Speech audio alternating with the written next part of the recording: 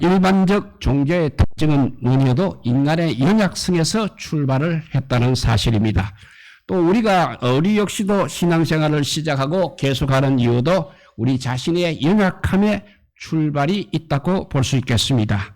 자신의 연약함에 절대자의 도움을 받아서 해결하기 위해서 대부분이 종교를 갖게 되는 것입니다. 우리 예수님께서 지상에 계실 때 그 따르는 무리 중에 가장 흔한 사람들이 바로 이런 사람들이었습니다. 26절을 다시 읽어보면 내가 진실로 진실로 너희에게 이르노니 너희가 나를 찾는 것은 표적을 본 까닭이 아니요 떡을 먹고 배부른 까닭이로다 하셨습니다. 이 떡 때문에 예수를 믿는다는 사람은 거의 다 기복주의자라 할 수 있겠습니다. 사실 신앙생활을 하는 교인들 중에, 성도들 중에도 가장 흔한 유행에 해당이 되겠습니다. 예수를 믿고 배가 부른 까닭으로 또는 그 떡을 기대하면서 계속 예수님을 쫓아가고 있는 것입니다. 이를테면 일이 꼬여갈 때 간절히 기도하며 예수님께 매달렸더니 일이 친절하게 풀려지기 시작했다는 것입니다.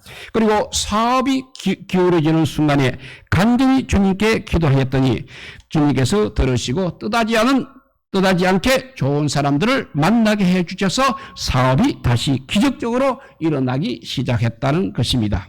또 질병으로 고통을 겪고 있었는데, 그리고 또 가정 문제로 복잡하게 어려웠는데 마치 우리 주님이 해결사처럼 그 문제들을 치유하여 주시고 쉽게 해결해 주셨다는 것입니다.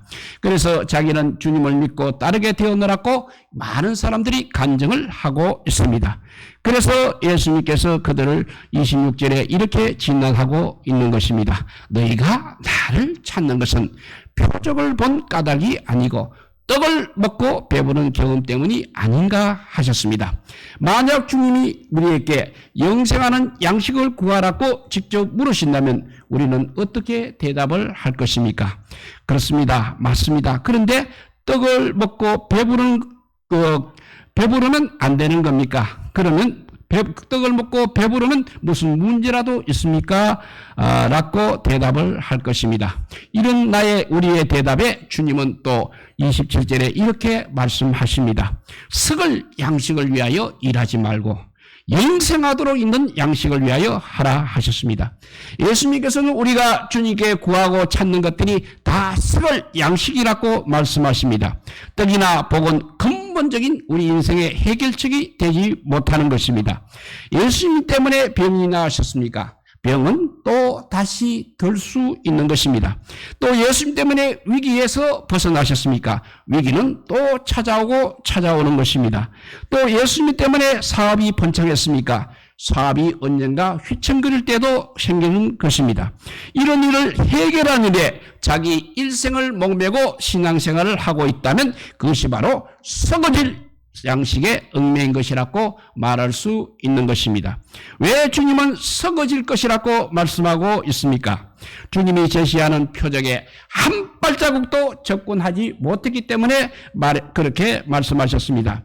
자기 자신의 문제에 몰두해서 정말 일생의 신앙생활이 거기서만 빙글빙글 맴돌고 더 이상 성장이 없기 때문인 것입니다. 그렇다면 앞으로 어떻게 하라는 것입니까? 표적을 보고 따르라고 말씀하십니다. 표적이라는 것은 이 보이는 사건을 통해서 보이지 않은 영원한 진리의 세계로 인도하는 것을 인도하는 것이 바로 표적의 의미인 것입니다. 그러면 오병이어 표적의 목적은 무엇입니까? 예수님께서 오병이어의 기적을 베푸셨습니다. 그렇지만 백성들은 그 후에도 여전히 배가 고팠습니다. 그러나 예수님은 계속적으로 그 기적, 오병이어의 기적을 베풀어 주시지 않으셨습니다. 그러니까 오병이어의 기적은 백성들의 줄인 배를 채워주는 그 목적보다는 그 표적을 통해서 보이지 않는 영원한 진리의 세계로 인도하는데 바로 그 주된 목적이 있었다는 것입니다. 즉 진정한 양식인 생명의 양식이 무엇인지를 보여주기 위함인 것입니다. 오병이어 사건 표적의 목적은 예수님이 자신이 바로 생명의 근원이시라는 것을 사람들에게 나타내 보이고 그것을 바로 선포하기 위한 사건이었습니다. 즉 너희들이 이 표적을 보고 과연 나를 따를 것이냐는 물음이었다는 것입니다. 그런데 군중들은 오늘날의 수많은 우리들처럼 다만 먹고 배부른 데에만 관심을 가지고 그 목적으로 예수님을 계속 따라다녔다는 것입니다. 예수님께서는 병든 자를 고쳐주셨습니다. 그렇지만 세상의 모든 병든 자를 다 고쳐주신 것은 아니었습니다.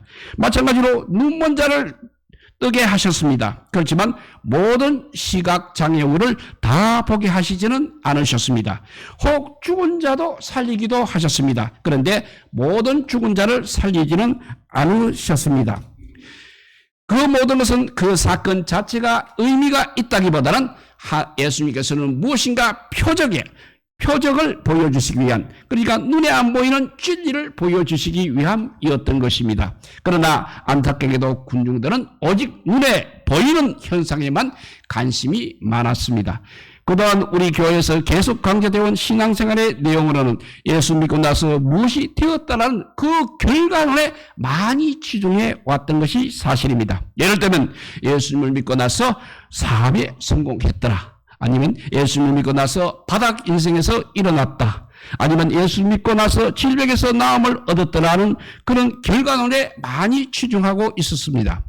그 외에 이런저런 문제를 해결했다는 노형으로 가득 차 있었습니다. 물론 그런 점이 신앙에 포함된다는 것은 너무나 정당한 것입니다. 예수님도 분명 오병이어의 표적을 베풀어 줄인 자들을 먹여주셨습니다. 그러나 신앙의 성숙은 그런 가시적 결과로부터 점점 초연해져서 주님 자신의 성품을 본받는 것에 성경은 항상 초점을 맞추고 있는 것입니다. 우리는 주님이 행하시는 일은 그 무엇이든 간에 그 가운데 표적, 즉 주님이 의도하시는 영적인 진리가 있다는 것입니다. 그 표적이란 구체적으로 다름 아닌 주님 자신을 가리키는 것입니다. 프로 설명하면 주님을 더 알아가고 주님을 더욱 본받는 것을 가리키는 것입니다. 그래서 그들이 묻습니다. 우리가 어떻게 하여 주님의 일을 하오리까? 28절에서 29절 보면 예수께서 대답하여 이르시되 하나님께서 보내신 일을 믿는 것이 하나님의 일이니라 하시니 했습니다. 주님께서 이런저런 표적을 행하신 것은 우리로 하여금 예수님 자신을 믿게 그렇게 하기 위함이라는 뜻입니다. 오병이어의 표적의 목적도 생명이신 예수 그리스도를 발견하고 믿게 하는데 원래 목적이 있었다는 것입니다. 먹고 사는 문제 해결이 아니라는 것입니다. 그러면 예수를 믿는 말은 더 구체적으로 무엇을 뜻하고 있습니까? 예수님이 우리를 위하여 재물도 주시고 병도 고쳐주시고 문제도 해결해 주시는 등 우리 삶을 수월하게 인도해 주시는 그런 분을 믿는다는 것입니까? 아니면 그런데 많은 사람들은 그렇게 잘못 믿고 있다는 것입니다. 물론 사람들은 그러한 사건들을 통해서 하나님께 영광을 돌린다고 말하기도 합니다. 또 그런 간증을 많이 하기도 합니다. 그러나 사실은 그 외적 사건인 물질이라든지 건강, 문제 해결 뒤에 숨겨진 표적인 하나님이 나타내시고자 하시는 일, 그하고 예수님을 더 아는 것에는 다들 별로 관심을 많이 갖지 않고 있습니다.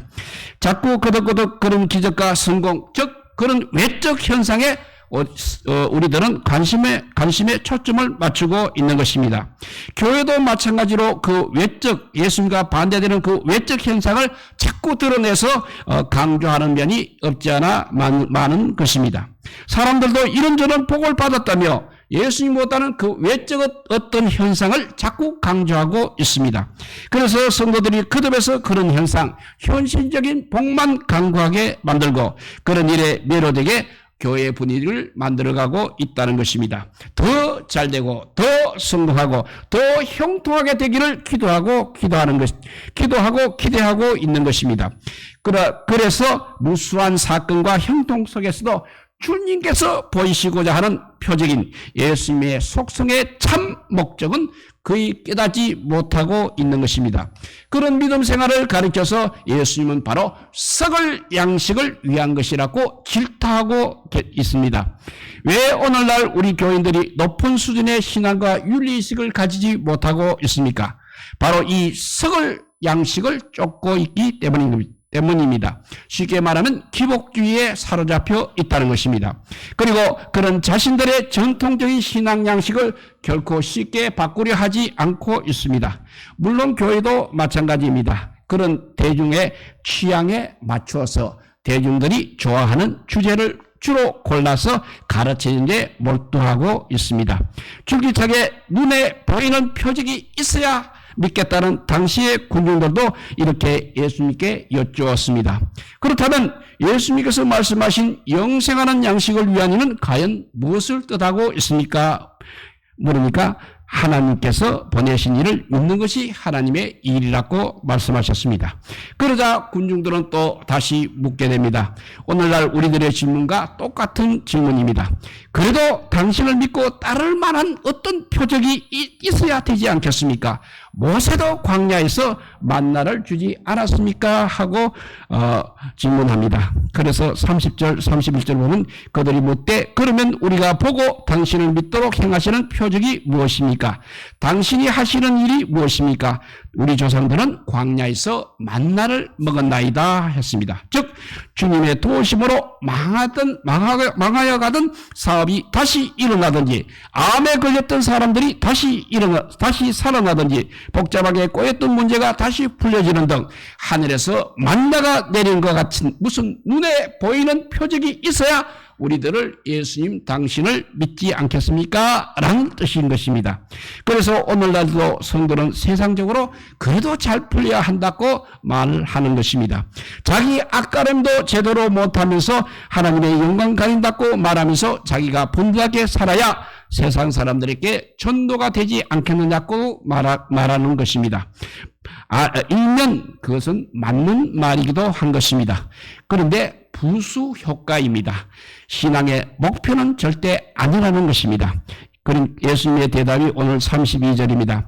광야의 만나도 먹고 배우림이 아니라 나를 증거하고 나타냄이 그 원래 목적이었다. 모세가 너희에게 하늘로부터 떡을 준 것이 아니라 내 아버지께서 너희에게 하늘로부터 참떡 예수님을 주시나니 당신들이 광야에서 만나를 먹어본 기록을 이미 읽어보지 않았느냐고 예수님께서 대답하셨습니다. 그것은 마치 모세의 능력으로 되어진 기적처럼 보이고 있지만 실제로 하나님 아버지께서 생명의 떡인 예수 그리스도를 주신다는 그런 표적이었습니다. 이것이 진정 표적을 통한 믿음인 것입니다. 즉 기적의 의미는 예수님 또는 예수님과 관련된 것을 깨닫는 것입니다. 그 어떤 기적의 외적인 현상만 먹고 배부름에 매지 말라는 주님의 말씀인 것입니다. 오늘날 우리도 마찬가지인 것입니다. 예수를 믿고 나서 재물도 늘어나고 건강도 되찾고 문제도 해결될 수 있습니다. 그러나 그 현상에 머무르지 말고 그 표적의 의미인 예수님을 더 깊이 발견해야 한다는 것입니다. 즉 예수님을 더 깊이 깨닫고 더 헌신하는 계기가 되어야 하는 것입니다. 반대인 경우도 마찬가지입니다. 예수를 믿고 사업에 망하기도 하고 질병이 계속 안 나을 수도 있는 것입니다. 그런데 그 표적에 실망하지 마시고 그 의미인 예수님을 발견해야 하는 것입니다. 즉 그 일을 통해서 어려움을 통해서 예수님을 더 깊이 깨닫고 십자가 고통을 깨닫는 그런 계기가 되어야 할 것입니다.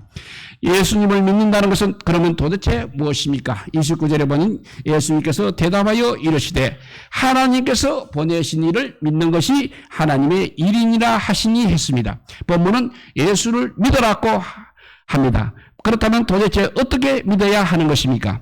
예수님은 나의 주님이시다라는 진리에 대해서 우리들은 많이 왜곡을 하고 있습니다. 즉 주님은 하나님이시고 능력이 많으신 분이십니다. 따라서 내가 그분을 주님으로 모시고 있으므로 나는 그분 때문에 더 높아져야 하고 더 커져야 하고 그분의 혜택으로 더 많이 가져야 하고 그분 때문에 더 무엇이 되어야 한다고 그렇게 믿습니다. 물론 주님은 우리에게 그런 것도 얼마든지 채워주실 수 있습니다.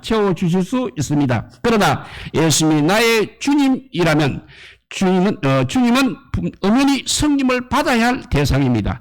종이 주인에게 가서 나를 좀 섬겨달라고 요구할 수 있겠습니까? 그런데 오늘날 우리는 주님께 나를 섬겨달라고 그렇게 거꾸로 요구하고 있습니다. 물질을 주시고 건강을 주시고 문제 해결에 심부름을 좀 해달라고 요구하고 있습니다. 결코 주인이 주시는 대로 만족을 못하고 있는 것입니다. 그런데 빌립보서 2장 5절에서 8절 말씀을 보면 이렇습니다. 너희 안에 이 마음을 품으라. 곧 그리스도 예수의 마음이니 그분은 본래 하나님이셨습니다. 그리고 인간이 되셨습니다. 철저히 낮은 자리로 임하셨습니다. 그리고 종이 되셨습니다. 종이기에 아무도 보호할 수 없는 것처럼 고난을 받고 십자가에 죽으셨습니다. 그것은 철저히 성부 하나님께 복종하기 위함이었습니다. 그 결과 마침내 예수님은 만민의 주인이 되셨습니다. 라고 했습니다. 사도 바울은 이렇게 인간이 되신 예수님께 크게 감명을 받았습니다. 그래서 그리스도 예수의 마음을 품으라고 우리에게 이렇게 강력히 권면하고 있습니다. 그러면 그리스도 예수의 마음에 품지 않고 철저히 인간이 그러면 그리스도 예수의 마음에 품지 않고 철저히 인간이 되시고 종이 되셨고 죽으셨다는 사실을 마음에 품지 않고 단지 예수님이 십자가에 죽으셨다는 사실만 마음에 품고 신앙생활하는 것은 대부분 그렇게 신앙생활을 하고 있지만 무엇이 잘못되었습니까? 그런 신자에게는 겸손히 섬기신 인간 예수가 없다는 것입니다.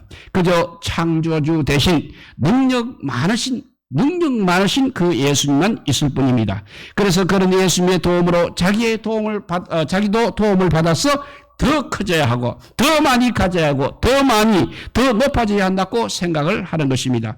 그런 사람들을 굳이 우리는 크리스찬이라고 그리스도인이라고 부를 필요까지는 없는 것입니다. 그런 사람들은 그냥 종교인이라고 부르면 적당한 것입니다. 왜냐하면 종교인은 온 천지를 지으시고 다스리는 보편적인 하나님을 따르고 있습니다. 그러나 인간으로 오신 성기는 겸손한 예수 그리스도는 따르지 않고 있는 것입니다.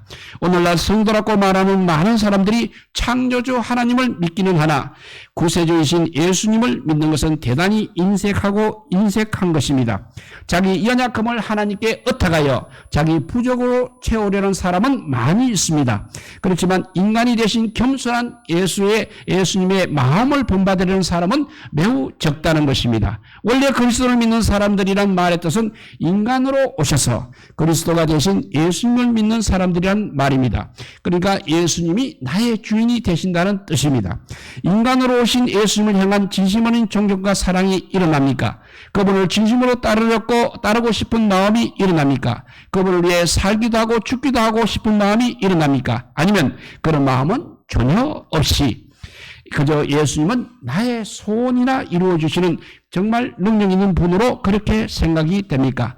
후자인 경우는 아까 말한 대로 종교인인지 그리스도인은 아닌 것입니다. 복을 빌고 받는 정도는 타 종교에서도 얼마든지 일어나는 일입니다. 진짜 그리스도인이 되면 그 인간 되신 그분 때문에 내가 꼴찌 되는 것을 두려워하지 않습니다. 높고 높으신 예수님이 비천한 인간이 되셨습니다. 그런데 내가 낮아지고 무능하게 되는 것이 어찌 두려워하겠습니까? 왕 중에 왕이신 그분이 낮아지셨습니다. 그리스도 그분 때문에 잃어버리는 것을, 낮아지는 것을, 업신여김을 받는 것을, 실패하는 것까지도 우리는 모두 두려워하지 않아야 하는 것입니다. 아니, 두려워하지 않을 뿐만 아니라 기꺼이 그 길을 감수하려는 생각도 자발적으로 들어야 하는 것입니다. 그 길을 앞서가신 예수님께 우리가 크게 감동을 받으면 그렇습니다. 이 종교인의 삶은 그저 종교를 통해서 자기 만족의 목적이 있는 것입니다. 그러나 그리스도인은 그리스도를 주로 섬깁니다. 그래서 자기는 종이 되는 것입니다. 그래서 빌립보서 2장 11절에 모든 입으로 예수 그리스도를 주라 시인하여 하나님 아버지께 영광을 돌리게 하셨느니라 했습니다. 하나님께서는 창조주로서 인정을 받기를 원하시기보다는 구세주로서 인정받기를 원하고 계십니다. 그것을 통해서 영광을 받으신다고 성경은 말하고 있습니다. 그렇기 때문에 예수님이 인간으로 오셨다는 것이 얼마나 중요한 사실입니까? 그런 사실을 마음에 품고 그분을 닮아가는 사람을 우리는 그리스도인이라고 부르는 것입니다. 예수님이 그리스도가 되신 것은 바로 하나님이신 그분이 자원에서 인간이 되셨기 때문입니다. 그분이 만약 인간이 되시지 않으셨더라면 보편적인 신, 그냥 창조주로 남아 있었을 것입니다. 우리의 그리스도는 구세주는 되지 못하였을 것입니다. 그분이 낮아지고 겸손한 인간 예수가 되셨기 때문에 그분은 우리의 구세주가 자가 되셨습니다. 이제는 창조주보다는 이제 구세주로서 우리들로부터 인정받기 원하시고 영광받기 원하고 계십니다. 그분은 여전히 인간이심을 포기하지 않으십니다. 인간이신 그분은 천국에서 오늘도 우리를 인간 예수를 본받는 삶으로 초대하고 계십니다.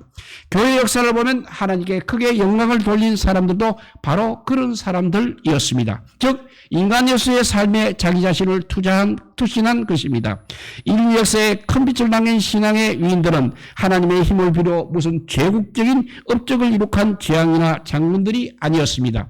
인간 예수의 삶을 자기 일상에 실현해 본 성인들이었습니다. 겉으로 보기에는 지극히 무능하고 불쌍하고 꼴찌 인생처럼 보이는 그런 사람들을 통해서 하나님께서는 크게 영광을 받으셨습니다. 기독교는 바로 그 역사의 그 생명의 역사를 끈끈이 이어왔던 것입니다. 오늘 우리 교회가 큰 위기를 맞고 있습니다. 이고동성으로 그렇게 말하고 있습니다. 교회의 미래에 대해서도 역시 염려하고 있습니다. 왜 우리 교회가 위기에 봉착했습니까? 지금 교회에 힘이 없습니까? 가진 자, 배운 자, 능력 있는 자가 사라졌습니까? 아니라 유명하고 능력 있는 자는 과거에 비해서 교회 안에 더 많아졌습니다. 어쩌면 그것이 바로 위기인 줄 모르겠습니다.